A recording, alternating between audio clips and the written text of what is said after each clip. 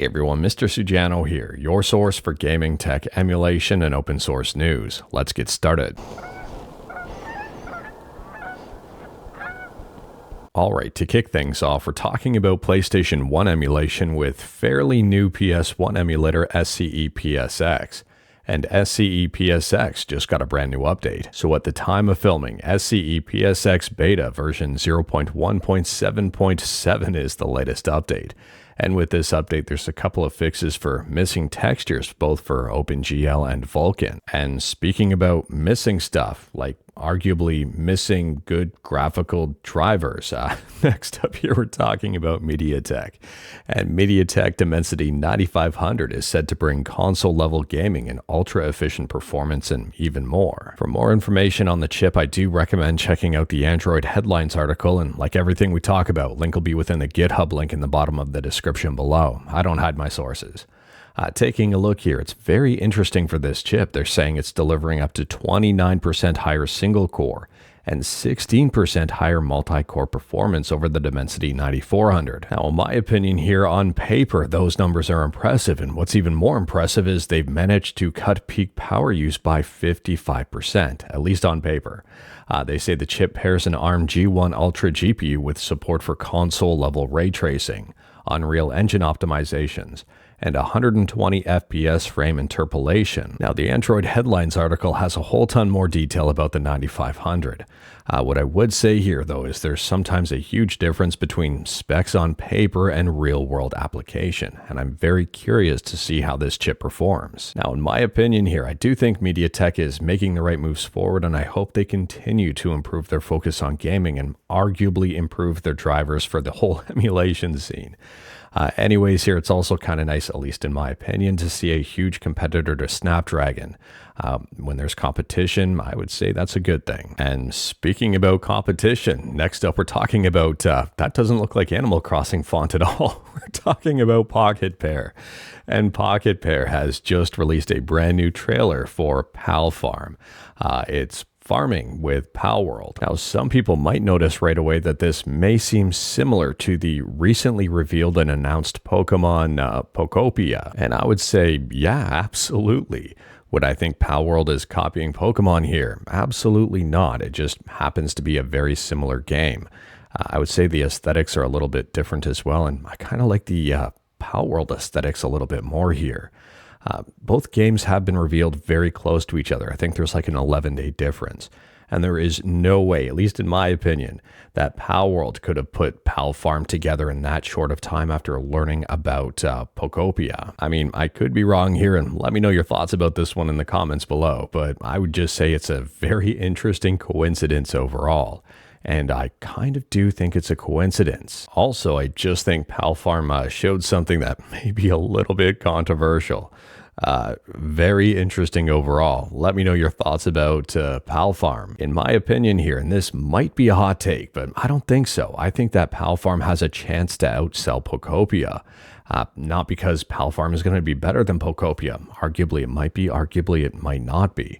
But simply because Pokopia is probably going to be a Nintendo exclusive, whereas Palworld is maybe going to be a little bit more accessible.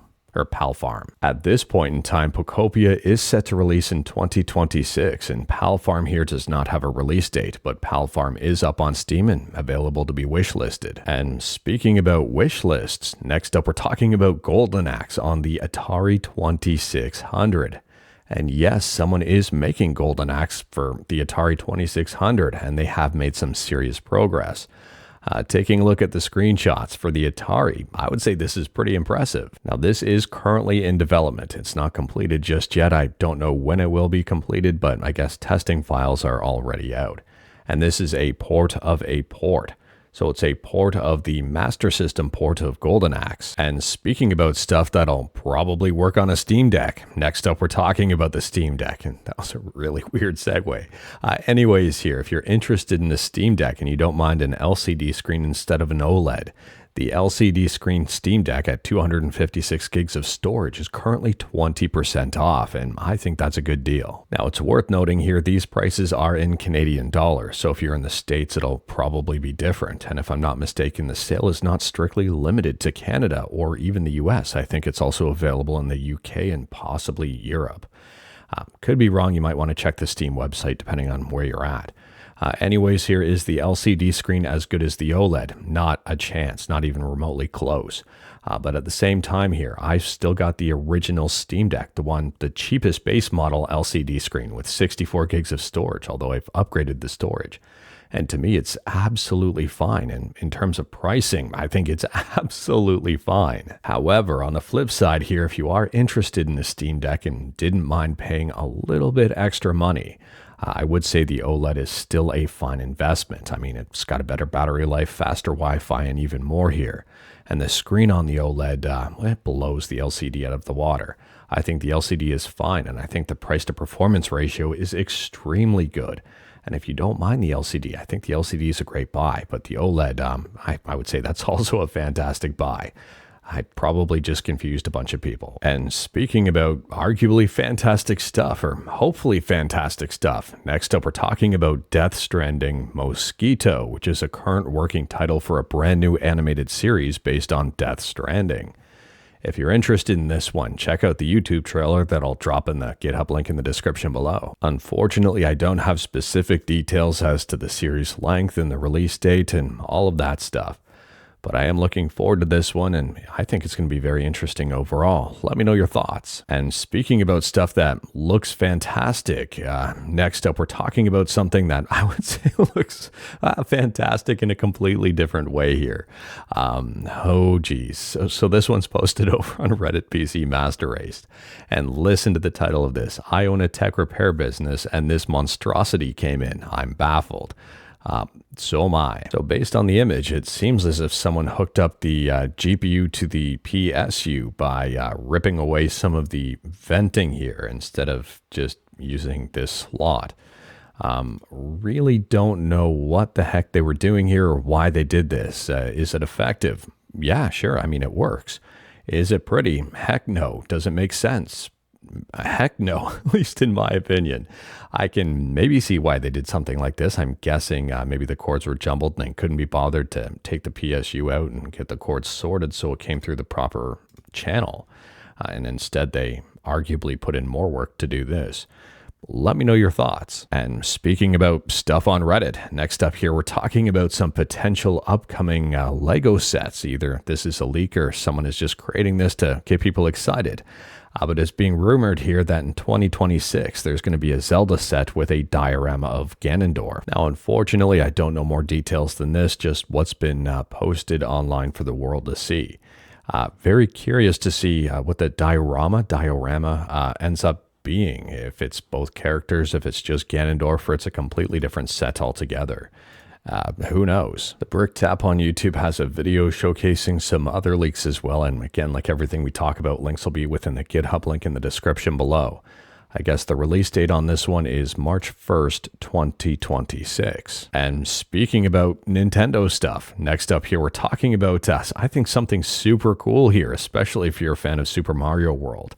It turns out that Kando is working on Super Mario World Rumbled, or actually has finished Super Mario World Rumbled, which introduces Rumble features into Super Mario World. And they say here, Super Mario World Rumbled has been released for all of my patrons, the most immersive SNES Rumble experience thus far. This will release next Monday for everybody else. Now, I don't know about you, but I'm seeing more and more SNES games get the Rumble treatment, and I, for one, am very excited about that. And speaking about fan stuff, next up we're talking about SNK vs. Capcom for the C64 and C128 Stronger Edition.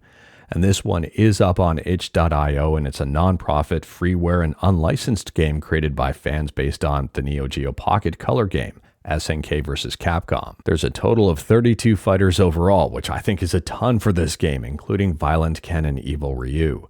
And this one does work within emulation and on real hardware. And if you're interested and wanted to learn more about it, I do recommend at least checking out the YouTube video to see this in action. I think it's pretty impressive. Now, in my opinion here for handheld games, SNK vs. Capcom still holds up well today. I think this game is incredibly deep. There's a lot to it. And this port also looks extremely good. I'm a huge fan of SNK vs. Capcom, and I like seeing treatments like this. And speaking about treatment, last up here, we're talking about Ladybird and Omarchy. Omarchy, subscribe to Mr. Sujano. I'm not quite sure on how to say that last one.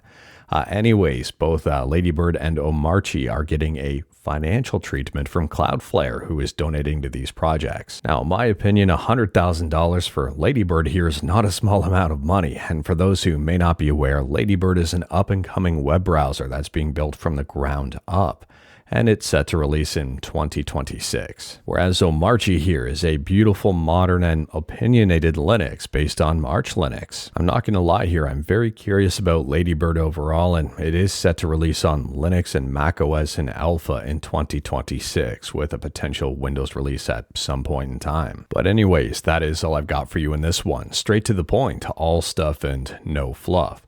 We talked about a bunch today. Feel free to discuss anything we talked about in the comments below. If you like this video, leave a like. If you didn't like this video, leave a like. Hit that subscribe button. Check out my other videos. Don't tempt fate. Save your state.